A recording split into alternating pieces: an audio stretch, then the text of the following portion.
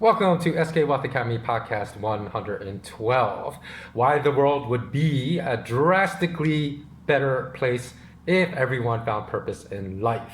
So before I get started, again, note that you can find all my audio files of my podcast on Podbean, Podbean, iTunes, and Spotify. And I think I said they were downloadable on all three platforms, but I think they're only downloadable on Podbean and on iTunes. Just search for the SK Wealth Academy 3 C's as an ABC podcast, and you'll find the platforms at which you can download my podcast. And please, if you're watching this YouTube, if you have not yet subscribed, just go over and click that subscribe button and hit the notification bell as well, at least as long as I remain on this platform before I migrate away from the censorship of YouTube, hopefully onto the K.im platform very shortly. So let's begin by looking into why would I say, if everyone had purpose in life, that the world would be a better place, not only on a global level, not only on a national level, but also on a local community level, on all three levels. It would be an exponentially better place if everyone pursued purpose in life instead of the thing that society teaches us to pursue, which is to gather as much wealth and material wealth and money as we can and become the biggest consumers of our community. So let me begin by asking how many people are truly happy with their career today? Meaning that if we all could choose our job out of any possible job that we could do, would our current job be in the top three? Because for me, it definitely is. But it's way too idealistic to believe everyone can have their exact dream job. So that's why I say, let's ask if their current job is within their top three jobs, and that would be amongst everyone all your friends, your colleagues, your family. How many people would keep their current job if you said you could have any of your top three jobs? 95% I believe of people will not work the jobs they have right now. Because they would not be in their top three jobs. They would migrate away and do something that they really love to do. Because who doesn't want to do what they really love to do at their job, which is where we spend most of our waking hours. I also believe that people pursued purpose in life, that they would have a vastly different group of friends, because we would associate more and spend more of our time with people that thought very similarly to us. Now, if we pursue meaning in life, that means we're going to have greater quotients of life satisfaction, and we are going to value the types of friends that also share our values in wanting something better out of our lives and finding great purpose in our lives. So I believe people would have a drastically different set of friends, but better friends than we all have today. We vastly would change the manner in which we spend our leisure time. We would work out more, read more, spend 95% less time on social media, because we would focus our leisure time on the activities that add to our purpose in life. Not that we would have to spend 100% of our leisure time only on activities that further our purpose in life, but we would be more conscientious about how we spend our leisure time to improve the quality of our lives. We'd be way more curious if we have meaning in our lives, because you cannot really achieve great meaning and great purpose in your life without a high level of curiosity. And without a high level of curiosity, you cannot have a high level of intellect. And if we were all more curious, we'd be far more skeptical of what all you guys know I describe as a parasitic ruling class. Almost no one would blindly follow the mandates of the ruling class, as so many people around the world have done with the COVID-19 situation. Now, that's so easy for people to get their social justice warrior hat on and scream at people that aren't wearing masks, even when it's not scientific based. There's no scientific basis behind a lot of these mandates. There's certainly no scientific basis behind a lot of these economic lockdowns that the UN said will likely kill 260 million people by the end of this year and cause them to starve to death. But who cares that these state leaders are doing something that will do do force mandates that will kill far more people than the virus itself, and will kill perhaps 58 times more people than Hitler killed, as far as like the Jews Hitler killed during World War II. It doesn't matter. People are just going to blindly obey whatever the leaders say, because of course the easy way to do this is just to say, oh, look at the number of deaths that have gone up since we released the lockdowns. But the fact of the matter is, because if people just blindly ingest that and believe that, of course people are like, oh, look at all these deaths now in Texas and in Florida and all these other nations that opened up prematurely their lockdowns. How can you be against the lockdowns? But what people don't do is, because we haven't been educated to think critically,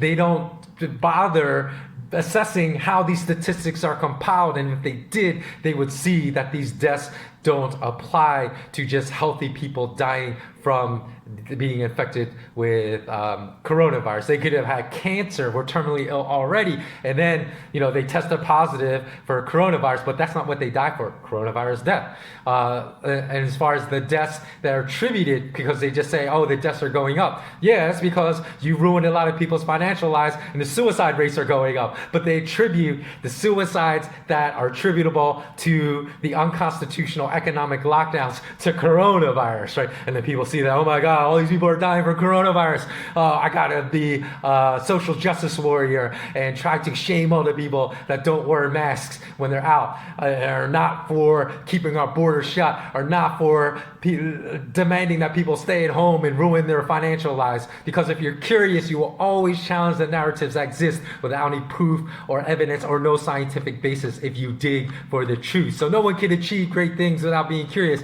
No one can even have a modicum of intellect if you're not curious.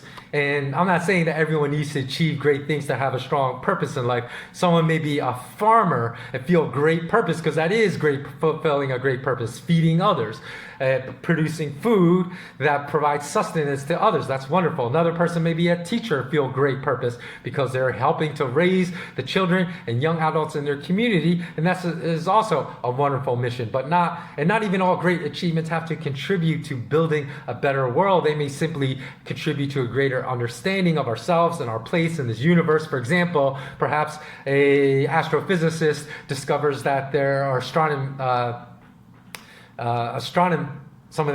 that studies astronomy, I don't know why I'm starting there, will discover that there's intelligent life in the next solar system closest to us, which insanely, the next closest solar system to us outside of our own is the Alpha Centauri solar system, which is 25 trillion kilometers away from planet Earth. Or maybe they discover a solar system that's closer to us than the Alpha Centauri solar system that somehow remain undiscovered, that's only like 100 billion kilometers away, not even a trillion, not 25 trillion kilometers away. That would be a groundbreaking achievement of greatness in the field of study of astronomy, but not necessarily one that would impact any of our lives in a significant or material manner. But still, because such a person would feel great purpose in life, discovering more unknown facts about our galaxy, our universe, or even our own solar system, this is the very factor, their curiosity, that would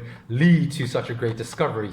So, if everyone truly pursued a meaningful purpose in life, everyone would have a different path in this regard, because what gives my life great purpose is going to be different than what gives your life great purpose, is going to be different than what gives your brother, your sister, your uncle, your aunt, your niece, your nephew, your colleague at work, your neighbor great purpose. And for a virologist, perhaps it's discovering how to mimic the near impenetrable immune system of sharks that have allowed sharks to remain on planet Earth since prehistoric times until today, because their immune system is amazing. You can inject E. coli bacteria into their system, and within 24 to 48 hours, it's out. Their immune system will expel all invasive bacteria and viruses within a very short time. So if someone figures out how the shark immune system works, and somehow that's relatable to the human anatomy, and is able to extend human life for another 20 to 40 years, then that would be a great discovery. And for artists, perhaps it's creating great art, whether that artistic medium is film, painting, photography, or music that brings great joy to people that consume their artistic creations. And yet for another person, maybe it's just finding satisfaction and happiness from raising a large family, and that gives them great meaning in life. Not everyone has to achieve towards,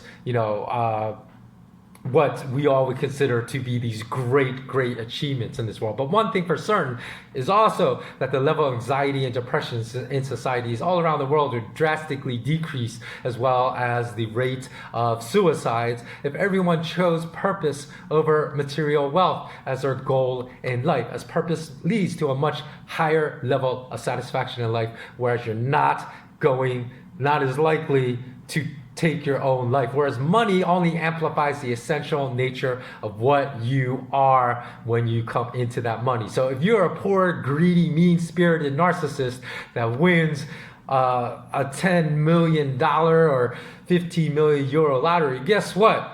You're not going to become a great person of great integrity, courage, and honor just because you have $10 million or 15 million euros. You're just going to become an obscenely wealthy, greedier, more mean-spirited, more narcissistic person, because all that money is going to do is going to amplify the qualities and your essence of what you are. But with levels of life satisfaction that are bound to be at least 10 times greater in this world than exists right now, with the mass pursuit of purpose by humanity, wars would also decrease, as there would be no support for illegal wars by which nations invade other nations simply because they have superior militaries, and they can invade them, subjugate those other nations, and plunder their resources to enrich the wealth of the employees, of the employers, of the military-industrial complex. And people would become less obsessed with material possessions and consumerism if they pursued a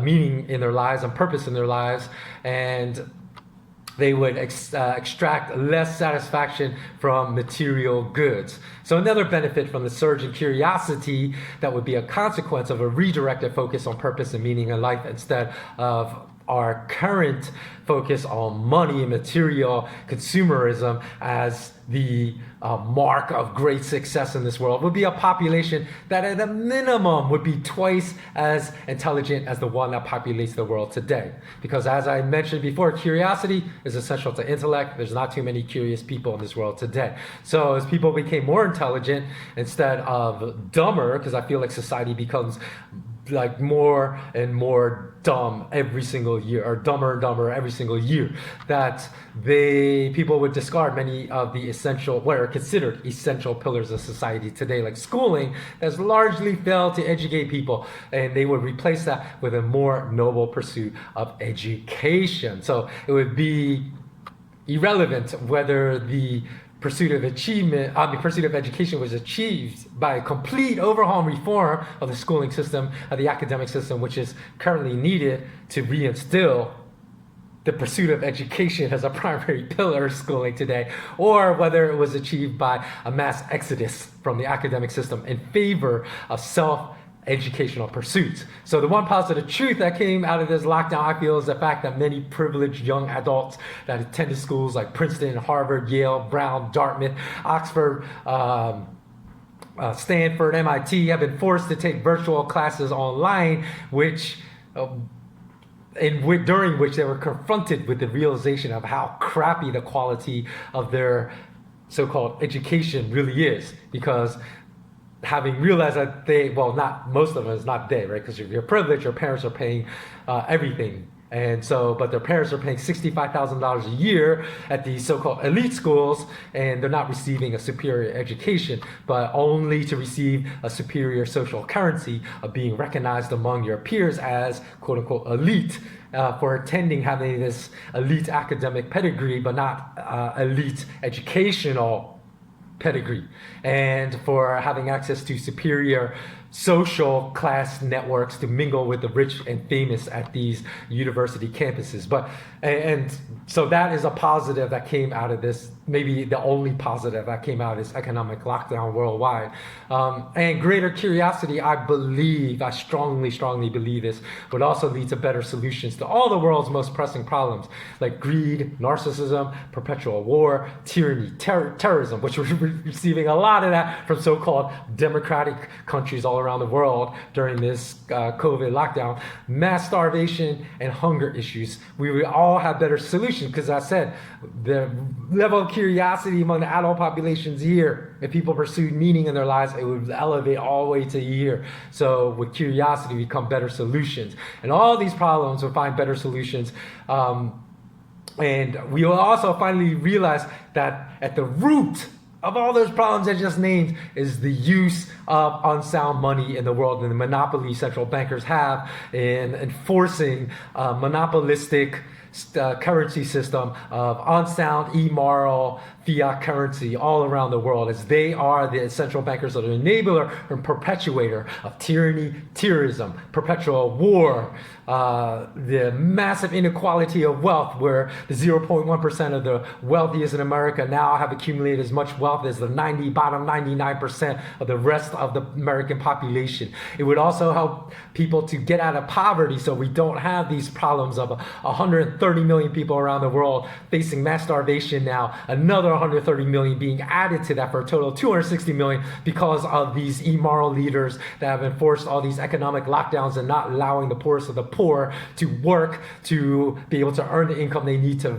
feed their families. So we would realize that if you want to solve any of these problems for good, that raising money, doing these fundraisers, contributing if you're super wealthy like actor or actress $10 million to this organization that fights hunger, it's going to make a great deal of difference to those that are starving right now and to the families that money directly goes to. But it's going to not even make a little tiny dent into ridding the world of the perpetual problem of global hunger and global poverty. Is not going to make a dent. It has to start with implementing and returning the world to a system of sound money, either based upon a gold or bimetallic system of gold and silver. And furthermore, a lot of people don't understand. This is why the pursuit of meaning, a meaningful life, is so paramount to us solving these problems in the world, because people will stop using Google to search for answers.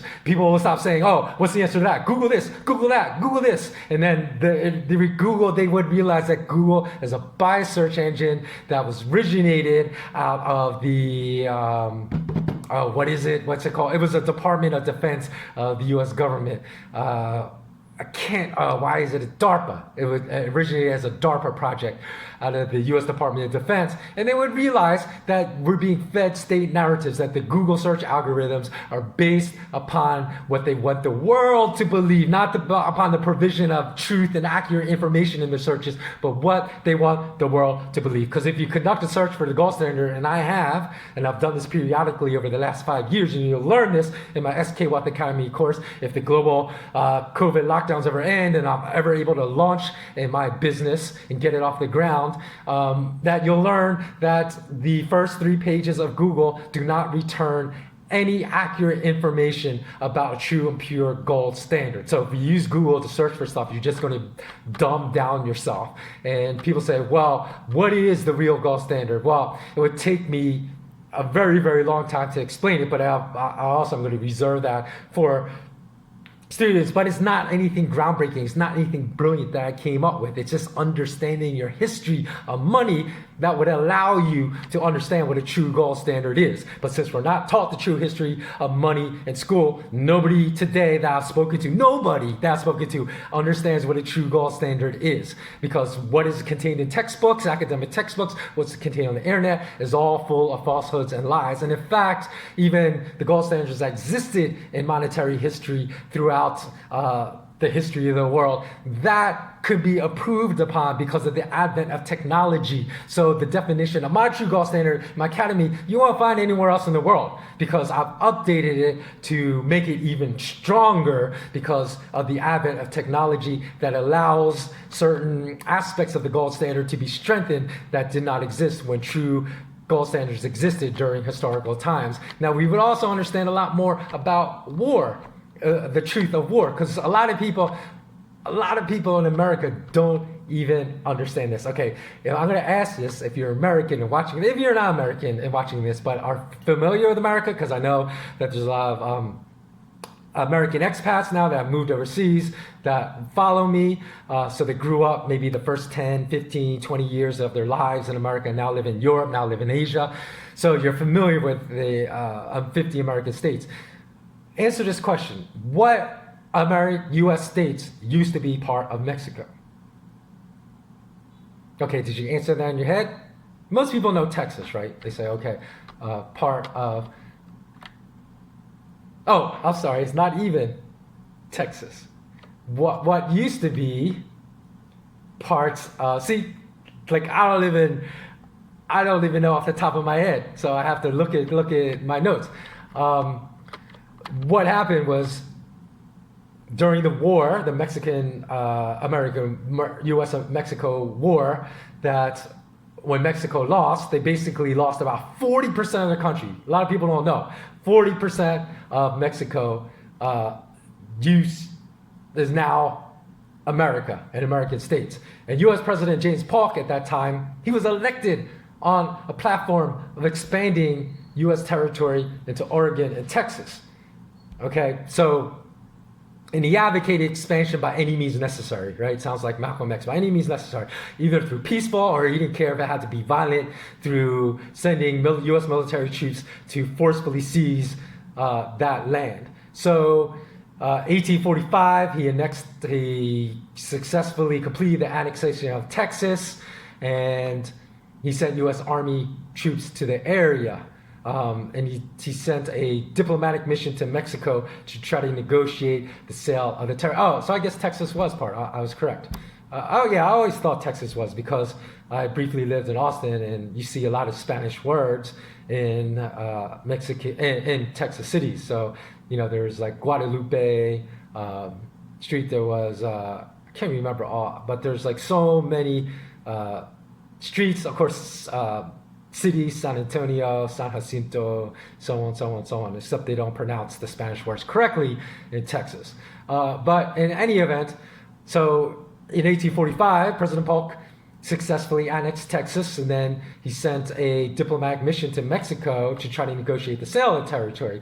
So basically what he was doing is goading the Mexican army into a conflict, and then once the Mexican army struck back, he's going to say, oh, look, they struck first, and then declare war on Mexico to take all kinds of the rest of Mexican territory that is now the United States. So that's exactly what happened. So Mexican forces attacked the U.S. forces, and then in Texas, because it was part of their land, and then U.S. Congress declared war on Mexico, saying they were the aggressor, although Polk first declared Texas U.S. territory when it was not. So then U.S. forces, they occupied a lot of Texas along the upper Rio Grande. But then eventually, war is declared. As I said, they fought a war, and then when they lost, the U.S. government forced Mexico to not give up, the part of Texas that they lost, but all of California, Utah, Nevada, parts of New Mexico, parts of Colorado, parts of Wyoming. So that all used to be Mexico,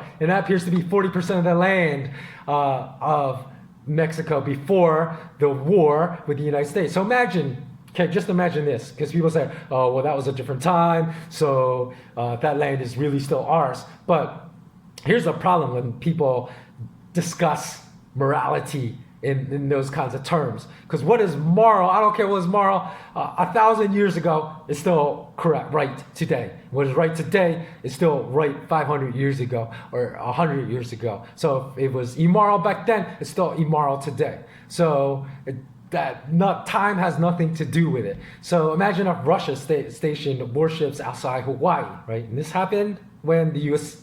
stole all that land from Mexico, right? So say that happened in the mid 1800s, and then the U.S. and the military, they attacked the Russian warships. Russia declared war in the United States because they said, "Oh, look how aggressively that the U.S. is reacting to protecting our territory," which is basically what happened between the US and Mexico to declare war against Mexico. And then because of that, Russia declared war on the US, invaded the mainland, won the war, and took all land east of the Mississippi. And that was still Russia today. How many Americans be fine with this today? So when we say, why are Mexicans so upset that 40% of their land was stolen? Because you cannot steal land just because of superior firepower.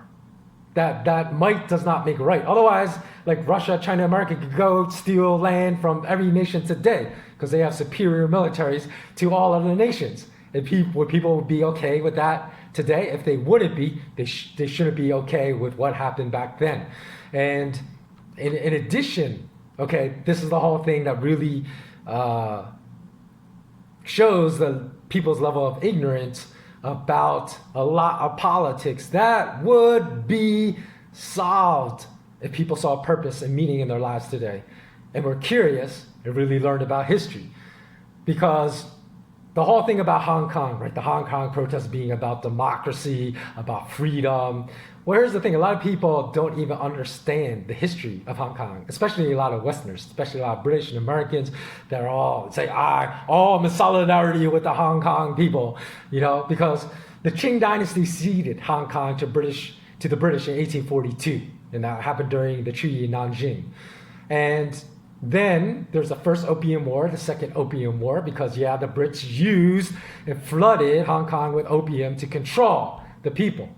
Okay, so they forced, the original cessation was in 1842, and then they forced the Chinese to cede to them all of Hong Kong 1860. And then, of course, everyone knows of that 99-year lease that they imposed in 1898, which ended in 1997, when they handed Hong Kong back to China.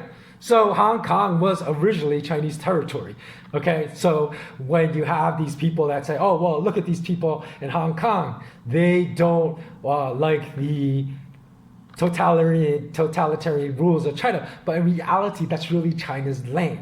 Right, that was stolen from them, just given back. And granted, I understand, like, would I want to live in China under those rules? No, I would not want to live under constant surveillance and all, even though we have constant surveillance in many Western nations too, but it's ratcheted up in China. I would not want to live under that kind of totalitarian rule. But it does not supersede the fact that Hong Kong is part of China. It is, and that's all that's going on there. So regardless of the politics, like I don't agree with the politics of China. Many people don't agree with the politics of China. But it has nothing to do with whether China has a right to rule over Hong Kong or not, because it was part of China, and it was stolen by the British. And that's basically it. And you don't think with the Brits, when they occupied Hong Kong, they deliberately fostered dissent against those that lived in Hong Kong against China? Because if Hong Kong had never been stolen from China by the British, guess what? All the people in Hong Kong would just think life under that Chinese rule